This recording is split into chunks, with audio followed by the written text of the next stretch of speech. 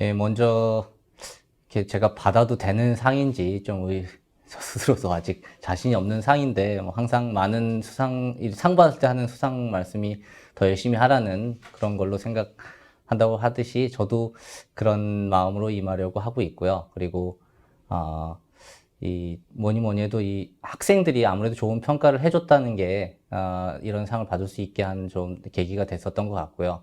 그래서 우리 학과 교수님들이나 또 학생들, 특히 저희 학생들한테 감사의 마음을 표시하고 싶은데 과목들이 그렇게 쉬운 과목이 아니었는데 어려운데 잘 따라와 줬었고 또 국제어 수업이 많았음에도 불구하고 끝까지 자리를 계속 지키고 빠지지 않고 따라와 주고 또 강의가 굉장히 큰 대형 강의가 많았음에도 불구하고 열심히 따라줘서 학생들에게 무엇보다도 감사의 마음을 전하고 싶습니다. 네, 먼저 수업을 할 때 가장 중요하게 생각하는 것은 학생 수준이 어느 정도 되는지 이 교수가 파악을 하는 게 가장 중요하다고 생각을 하는데요. 저도 여기 와서 이 과목을 가르친 지 이렇게 오래되지 않았기 때문에 학생 수준이 어느 정도 되는지, 중학생들한테 아무리 좋은 고등학생 강의를 해봐야 알아듣지 못하니까 학생 수준을 어느 정도 수준으로 할 수 있는지를 파악하는 게 가장 중요하다고 먼저 생각을 하고요. 그를 위해서는 뭐 제가 알 수는 없잖아요. 학생들이 어느 정도 수준에 있는지 알 수는 없기 때문에 계속 질문을 던지는 수밖에 없는 것 같아요. 질문을 계속 던져서 근데 한국 학생들의 좀 문제점들, 한국 학생들이라고 하고 싶지는 않지만 문제점들이 너무 교수를 어려워하다 보니까 그다음에 또 강의가 좀 크면은 질문을 또 하는데 아무래도 어려움도 있고 그래서 그런 것들 막 해서 가급적 노력을 하는데 질문을 잘 안 해서 이제 갖은 뭐 회유와 협박을 통해서 이게 뭐 말이 그렇지만은 뭐 이를테면은 질문 안 하면 지금 이런 것들에 시험 문제 내겠다 아니면 숙제를 돌리겠다 뭐 이래서 자꾸 질문을 유도해서 그런 질문을 통해서 제가 뭔가 알아내기 아니라 그 수준을 파악해서 수준을 좀 맞춰가려고 노력을 하고 있습니다. 뭐 특히 이 통계학과 과목들이 특히 통계학이 이과 계열과 문과 계열이 산재해 있는 그런 것들이 많아서 수학적 백그라운드가 어느 정도 되는지 뭐 이런 것들을 좀 알기가 어렵고요. 그래서 숙제를 통해서 저 사실 이렇게 얘기하면 안 되겠지만 숙제는 사실 저는 학생들 수준 파악하는 데 주로 사용을 많이 하고요. 그것은 뭐 학점이라보다는 거기에도 물론 반영을 하지만 아, 그런 것들 좀 이용을 해서 하고 또 하나는 오피스 아워가 굉장히 좀 도움이 많이 됐던 것 같아요. 그냥 수업 시간에는 아무래도 사람들이 얘기를 잘 못하는데 오피스 아워에 들어오면은 이제 오피스 아워도 학생들이 잘 안 오는데 그 시간은 제가 그냥 문을 완전히 개방해둬서 뭐 우리나라 말하는 오피스 개방 시간이라고 했는데 문을 개방해서 아무나 앉아서 앉게 그리고 학생들한테도 나는 그 시간에 인터넷 서핑하면서 놀고 있으니까 같이 놀러 와달라 이렇게 얘기를 해서 제가 처음에는 쭈삣쭈삣 오거나 아니면 숙제에 급해서 오다가 조금씩 이런저런 얘기들 하면서 어려워요. 뭐 이건 너무 힘들어요. 영어라서 어려워요. 이런 얘기들도 많이 하면서 제가 좀 맞춰 나갈 수 있는 게 되고요. 그게 가장 큰 도움이 되는 것 같아요. 그래서 이 부분들은 좀 모른다, 학생들이 모른다라고 하면 좀 더해주고, 잘 아는 것 같으면은 와서 물어보는 학생들이 같은 문제들이랑 이게 비슷하니까, 잘 아는 학생들은 좀 아는 부분들은 좀 더 빨리 넘어가고 하는 그런 조절이 가능한 게 아닌가, 그렇게 생각을 하고 있습니다. 예, 제가 가르쳤던 과목이나 가르치고 있는 거 회계 분석하고 뭐 수리 통계학 이런 것들을 가르쳤었는데요. 아, 이 통계학이라는 게 문과, 이과가 산재해 있는 이유가 이론 쪽은 굉장히 이과적이고요. 응용 쪽은 굉장히 더 문과적이에요. 근데 이것들을 학생들이 어떻게 하면은 잘 이해를 할 수 있을까? 근데 대부분 또 학생들도 나눠요. 이론을 잘하는 학생들이 있고, 응용을 잘하는 말을 이제 잘하는 학생들이 있는 건데, 그래서 저는 이 모든 과목이 그렇지만 전체 스토리에 항상 집중을 시키려고 해요. 전체적으로 왜 이거를 배우냐부터 시작해서 맨 처음에 저는 첫 시간에 여러분이 이 시간을 잘 맞추면 마지막에 요거를 할 수 있다라고 첫 시간에 얘기를 해주고요. 그 다음에 중간중간 그래서 그 첫 단계를 이걸 배워야 되고 그 다음에 이걸 배워야 되고 이걸 배우다면 이게 문제고 이렇다 이렇게 얘기를 해주고 첫 시간뿐만 아니라 모든 시간에 초창기에 그런 얘기를 해요. 각 시간 처음 시작 부분에 우리가 여태까지 뭘 했고 뭐가 문제였고 그 다음에 뭘 해야 된다라는 이런 얘기들을 최대한 얘기를 해서 그런데 테크니컬한 부분은 또 굉장히 어려운 학생들이 많아요. 전체는 줄거리는 이해를 해도 그 테크니컬이 어려운 건 이건 중요한 게 아니다라고 얘기를 하죠. 근데 사실 시험을 잘 보려면 테크니컬 잘해야 되는데 또 의외로 시험 잘 보는 학생들은 줄거리를 이해를 못해서 결국은 시간이 지나면 다 까먹게 되는, 그 학기 지나면 다 까먹게 되는, 그래서 그런 문제점이 있어.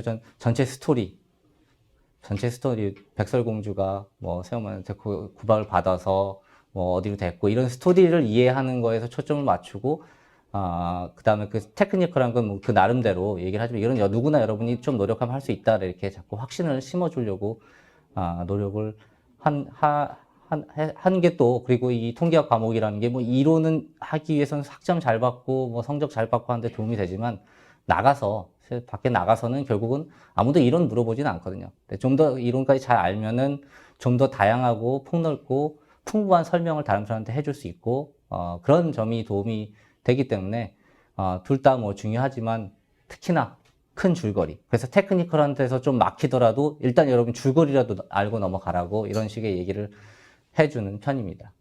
회귀 분석이라고 하면 예를 들면은 이런 거죠. 뭐 어떤 두 사건 간의 상관관계를 우리가 알아내는 게 목적인데, 이를테면 목표가 되는 것을 반응 변수라고 그러고, 그 다음에 그 반응 변수 설명하는 것을 설명 변수라고 그러는데, 설명 변수 하나, 반응 변수 하나짜리를 설명 변수가 반응 변수에서 어떤 영향을 주는지, 이거에 대해서 우리를 공부를 하고 싶어 하는데, 일단 그거를 배울 거고, 그 다음에 그 설명 변수가 하나보다 더 있을 때, 하나 이상 있을 때는 어떻게 할 것인가, 그 다음에 우리가 배울 거고, 그 다음에는 설명 변수의 종류가 하나는 질적 변수가 있고 양적 변수가 있는데, 이게 섞여 있을 때, 혹은 혼자가 있을 때, 어떻게, 이것을 처리할 것인가. 그 다음에 설명 변수가 굉장히 많을 때는 어떤 방식으로 필요한 설명 변수를 골라낼 수 있는가라는 이런 식으로 우리가 진행을 할 거라고 얘기하고, 그러다 보면은 이 리그레션이 뭐 만능은 아니기 때문에 회귀 분석이 어떨 때는 문제가 생길 때 그 문제들은 언제 어떻게 발생되면 어떻게, 우리가 디텍트 해내서 처리할 수 있는가. 그래서 마지막 단계에서는 뭐 학생들한테 뭐 여러분들이 마지막 단계에서는 어떤 자료가 주어졌을 때도 이런 것들을 뭐 예제를 하나 보통 보여주려고 노력을 하죠. 마지막 이런 데이터셋일 때 이런 데이터셋에 내가 이렇게 분석을 한 걸 보여주고 그 해석을 얘기를 해주고, 여러분은 마지막은 요거까지는 할 수 있을 거다라고 얘기를 해주면은, 일단 처음에는 관심을 뭐 따라가다 관심을 잃을 수도 있겠지만은, 그리고 중간중간에도 이제 이건 첫 시간에 이렇게 해봐야 또 까먹죠. 네, 중간중간 다시 얘기해주죠. 몇 번씩 다시 얘기해줘서 무슨 얘기를 들었나라는 얘기를 계속 그 인지를 시켜주려고, 세뇌죠. 일종의 세뇌. 이건 배운 거다라는, 나중에 안 배웠다는 소리 하지 마라라는 일종의 세뇌라고 볼 수 있겠죠. 예. 또 커멘트 중에서 뭐 포지티브한 부분도 있고 네거티브한 부분들도 있는데, 포지티브한 부분들 가장 많이 들었던 것은 뭐 열정적이다라는 얘기를 제일 많이 들었는데, 그건 저도 예상치 못했던, 의외에 뭐 저는 설명을 잘 해주신다, 요런 얘기를 더 듣고 싶었는데, 열정적이다, 뭐 제 개인적으로는 목소리가 제가 중간에 높아지나 그런 생각도 좀 하긴 하는데, 갔다 오면 제가 완전히 기운이 푹 빠지는 게, 수업 갔다 오면 빠지는 게, 제가 굉장히 어떤 부분에서 좀 답답해하는 부분도 있고, 어떤 부분에서 수업하다가 신나하는 부분도 있고, 뭐 이런 것들이 좀 전해지지 않았나, 생각을 하고요. 그 다음에 오피스아워의 운영에 대해서 굉장히 긍정적인 답변이 좀 많이 있었고요. 그 다음에 수업 분위기가 뭐 편하다. 제가 재밌게는 수업을 저는 잘 하지는 못하는 것 같아요. 농담도 뭐 하고 뭐 했으면 좋겠는데, 국제어다 보니까 저도 농담이 어렵고, 제가 국제어 농담을 해도 분위기가 썰렁해지고, 못 알아들어서 그런 경우도 있겠지만, 그런 경우들도 있어서 국제어에 대한 그 좀 네거티브한 반응, 뭐 이를테면은 한국어로 해줬으면 훨씬 좋았을 텐데, 혹은 이런 어려운 과목은 국제어로 하면 안 된다, 뭐 이런 얘기들은 뭐 종종 나오는 얘기들인데, 뭐 이 점은 앞으로 좀 제가 좀 더 보완을 해 가야 하지 않나, 이렇게 생각하고 있습니다. 뭐 이 과목이, 제가 가르친 과목 중에서 좀 이론적인 과목 같은 경우는 이제 사실 이론은 답이 딱 있는 거기 때문에 이 숙제를 딱 한다는 게 그러지는 않겠지만 베끼거나 이럴 가능성도 있기 때문에, 저는 일주일에 한 번 수업 마지막에 한 15분 정도 시간을 내서 퀴즈를 많이 보거든요. 매주 시험 시간 제하고 매주 퀴즈를 보는데 이거에 대한 불만이 굉장히 많아요. 그러니까 너무 힘들다. 어떻게 이렇게 하냐. 근데 저는 이제 숙제하는 것보다 시간이 덜 걸릴 거라고 이렇게 얘기를 하는데 굉장히 불만이 많고, 제 과목을 피하는 듯한 그런 얘기도 듣고 했는데, 강의평가에서 그 긍정적인 답변 나온 것 중에 하나가 아니고 굉장히 많은 학생들이 얘기하는데, 퀴즈를 보는 게 너무 도움이 됐다. 시험 시간에 너무 몰아서 공부하지 않아도 되고, 그것 자체가 계속 팔로우 할 수 있게. 숙제는 아무래도 오픈북이다 보니까 보고하고 어쩌고저쩌고 하는데, 퀴즈를 준비하다 보면은 단 15분짜리 퀴즈지만 굉장히 도움이 많이 됐다. 이제 그런 얘기를 듣고, 나름대로 되게 기특하기도 했고, 학생들이 뿌듯하기도 했고, 이게 이렇게, 나쁘지 않았구나. 그래서 계속 그건 호응이 좋아서 계속 유지를 하고 있고요. 그런 점이 좀 기분이 좋았었던 점이고, 또 하나는 오피스아워. 처음에 정말 오피스아워 안 와도 제가 각각 독려를 많이 해요. 와서 제발 나랑 한번 놀아달라는 등 여러 가지 독려를 많이 하는데 잘 안 오는데, 이제 숙제에 막히거나 시험에 닥치면 이제 찾아오기 시작해서 하면 그냥 뭐 얘기하듯이 얘기를 하다 보니까, 그러면 이제 딴 얘기도 해요. 자기 아르바이트를 하는데 뭐가 집에 갔다 왔는데 집안 얘기도 하고 어쩌고저쩌고 하다 보면은 그냥 좀 친밀도가 서로 생기는 것 같아서, 강의가 지난학기에 100명 넘는 수업을 해서 사실 일일이 마주칠 수 있는 부분들이 없는데, 그렇게 와서 그런 얘기들을 해주고 하다 보면은 좀 뭐라 그래야 되나, 한 100명 정도 되면 학원 강사다라는 느낌이 들다가도 그렇게 와서 그런 얘기도 하고, 그러다 보면 이제 진로도 이제 상담하기도 하고, 자기 생활형편들 이런 것도 가끔 얘기도 하고, 그렇게 하다가 그런 것도 있으면, 그럼 내가 진짜 학생들을 가르치는 선생이구나라는 느낌이 좀 들게 해주는 데서 전 나름대로 그게 좋은, 그게 됐고, 또 개인적으로 이렇게 한 번씩 만날 기회가 너무 지금 학생이 많이 그렇지 좀 보면 또 나중에서도 졸업하고도 그냥 수업 한 번 들었다고 찾아오는 사람들도 있고, 얼마 되지도 않았는데도 학생들도 있고, 또 그 수업을 안 들어도, 물론 이거는 별로 저는 좋은 건지 모르겠지만, 다른 수업 듣다가도 다른 수업에서 모르는 걸 저한테 물으러 오기도 하고 이러기도 하는데, 어쨌든 간에 그런 친밀감이 좀 더 이루어질 수 있고, 나중에 점점 처음에는 안 친하다가 나중에 좀 더 친해질 수 있어서 그런 거는 기분이 좋았던 것 같습니다.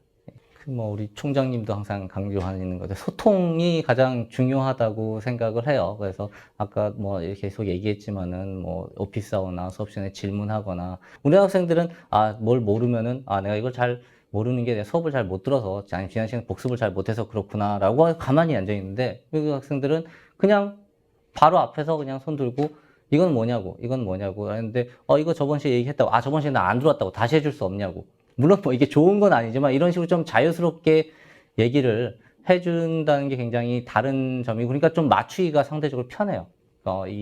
지금 요 정도 따라오고 있구나, 이런 걸 맞추기가 좀 편한 점이 가장, 소통이 좀 더 이루어지고 있다라는 점이 가장 큰 차이점인 것 같고요. 또 그런 교수 입장에서 또 소통은 수업의 질이나 수준이나 이런 걸 맞추는 것도 중요하지만, 또 세대가 바뀌는 거를 조금이라도 공감하고 따라가자. 라는, 그런 좀 생각을 하고 있어요. 현재는 그래도 아직은 그렇게 나이가 많지 않으니까 그럭저럭 따라가고 있는데, 금방 뒤처질 거라고 생각이 되고요. 그러다 보면은 벌써 약간 그런데, 따라간다는 게 학생이 공부를 잘 못하는 거를 잘 이해를 못하는, 나중에 그렇게 되겠죠. 이거 하면 되는데 왜 공부를 이해를 못하나? 근데 그거보다 현재는 제가 아직까지는 이해하는 게, 공부를 잘 못하는 거는 이해를 하고, 공부를 아예 안 하는 것도 제가 아직은 이해를 해요. 왜냐면 저도 그랬으니까. 저도 대학교 1, 2학년 때 공부 안 했으니까. 너 왜 학생이 공부 안 하냐? 놀고 싶으니까. 이거 이해할 수 있는데, 그래서 이렇게 자꾸 나 스스로도 변해가고, 학생들은 고정돼 있으면서도 변하는 세대 간의 차이가 있고, 그래서 이런 것들을 좀 계속해서 따라잡을 들어 어떤 식의 제가 구체적으로는 얘기를 못 하겠지만은, 노력을 계속 해야 되지 않나.